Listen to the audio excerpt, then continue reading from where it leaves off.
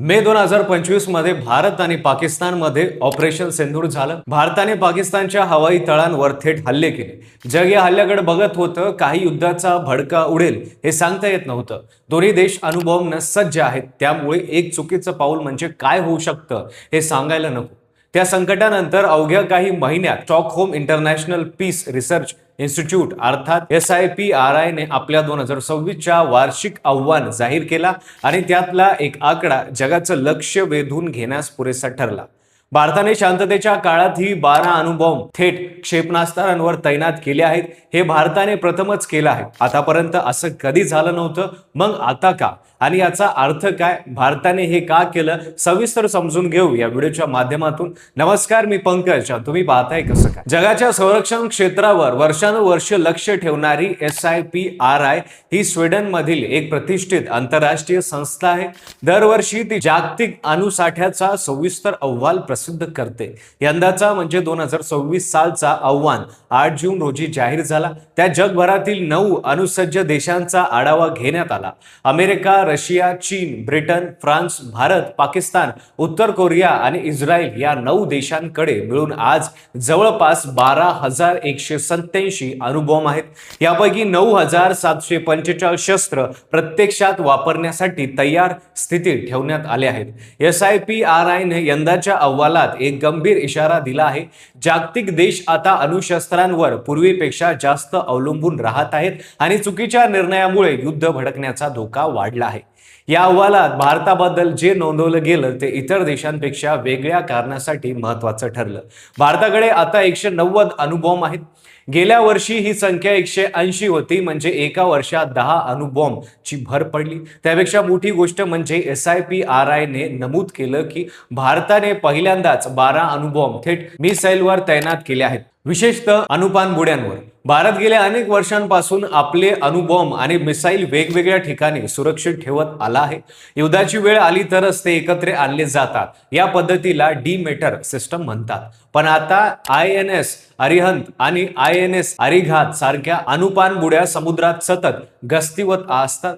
त्यांच्यावर आधीपासूनच शस्त्रे तैनात नसतील, प्रतिहल्ल्याच्या वेळी वेळ वाया जातो। त्यामुळे ही 12 शस्त्रे समुद्रात आधीच तयार ठेवण्यात आली आहेत, असा SIPRI निष्कर्ष। यालाच मेटेड डिप्लॉयमेंट असं म्हणतात। दुसरी महत्त्वाची गोष्ट म्हणजे भारताच्या कॅनिसराइड क्षेपणास्त्राचा विस्तार। अग्नि 5 आणि त्यामुळे येणाऱ्या अग्नि 6 सारख्या क्षेपणास्त्राचा आधीच बंद कॅन्स्टिर मध्ये ठेवता येतं, म्हणजे शस्त्र आता असताना क्षेपणास्त्र तयार असतं।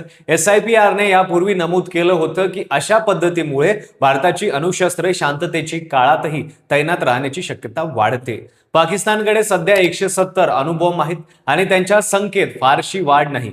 मात्र SIPRI ने हे स्पष्ट केलं की पाकिस्तान नव्या डिलिव्हरी सिस्टम आणि फिशाईल मटेरियल साठवण्यावर भर देतोय। त्यांच्या NSR सारख्या टेक्निकल न्यूक्लिअर मिसाइल्स कमी अंतरावर अणुहल्ला करण्यास सक्षम आहेत। विशेष म्हणजे पाकिस्तानने कधी नो फर्स्ट यूज धोरण स्वीकारलेलं नाही। चीनची बाजू वेगळी आणि चिंताजनक आहे। चीनकडे आता 620 अणुबॉम्ब आहेत। 2022 मध्ये हा आकडा फक्त 350 होता। 4 वर्षात जवळपास दुप्पट झाला। दरवर्षी सुमारे 100 शस्त्र साठ्यात भर पडते। SIPRIच्या 2026च्या अहवालानुसार चीनने आपले तैनात अणुबॉम्ब 24 वरून 34 वर नेले आहेत। तिबेट आणि सीमावर्ती भागात मिसाईल बेस उभारले आहेत। DF-26 सारखी क्षेपणास्त्रे भारताच्या कोणत्याही भागापर्यंत पोहोचण्यास सक्षम आहेत। सर्वात महत्त्वाचा मुद्दा म्हणजे SIPRI ने यंदाच्या अहवालात ऑपरेशन सिंदूरचा उल्लेख केला आहे आणि तो फार सहजपणे केलेला नाही। SIPRI ने हे 2 अणुसज्ज शेजाऱ्यांमधील सिरियस लष्करी संकट असं म्हटलं आहे। भारताने पाकिस्तानच्या अशा हवाई तळांवर हल्ले केले जे अणुशस्त्रांशी संबंधित असण्याची शक्यता होती। दोन्ही देशांनी नंतर संयम दाखवला हे खरं, पण हे संकट किती जवळून गेलं हे जगाने पाहिलं। त्या पार्श्वभूमीवर भारताने अणुतयारी अधिक मजबूत करण्याचा जो निर्णय घेतला तो योगायोग नाही। ऑपरेशन सिंदूरने हे सिद्ध केलं की पाकिस्तान अणुधमकीचा आसरा घेत भारताविरुद्ध प्रॉक्सी हल्ले करत राहणार आहे। त्यामुळे प्रतिहल्ल्याची क्षमता अधिक वेगवान आणि विश्वासी करणं भारतासाठी अपरिहार्य झालं आहे। SIPRIच्या अहवालांवर जगभरातून प्रतिक्रिया उमटल्या आहेत। संरक्षण विश्लेषकांच्या मते भारतासाठी तयारी केवळ पाकिस्तान नव्हे तर चीनला उद्देशून आहे।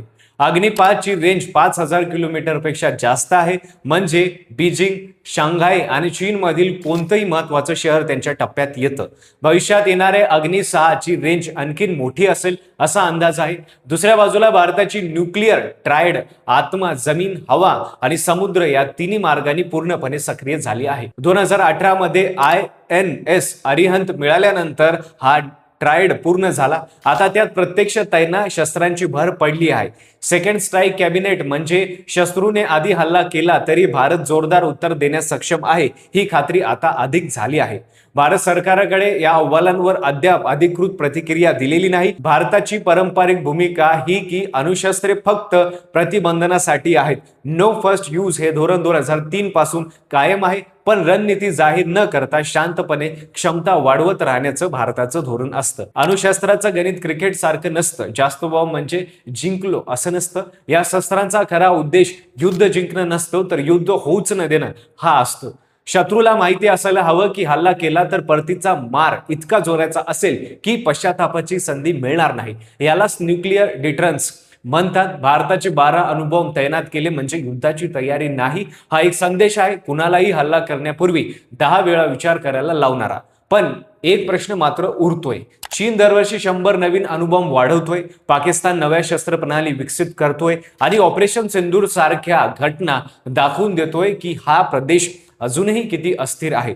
अशा परिस्थितीत भारताची सध्याची 190 अणुबॉम्ब पुरेशी आहेत का, याचं उत्तर येणारा काळ देईल. तुम्हाला काय वाटतं, भारताने अणुतयारी आणखीन वेगाने वाढवायला हवी का, की सध्याची रणनीती योग्य आहे? कमेंटमध्ये नक्की सांगा. व्हिडिओ आवडला असेल तर लाईक करा. चॅनलवर नवीन असाल तर चॅनलला सबस्क्राईब करायला विसरू नका आणि पाहत रहा फक्त कसं काय.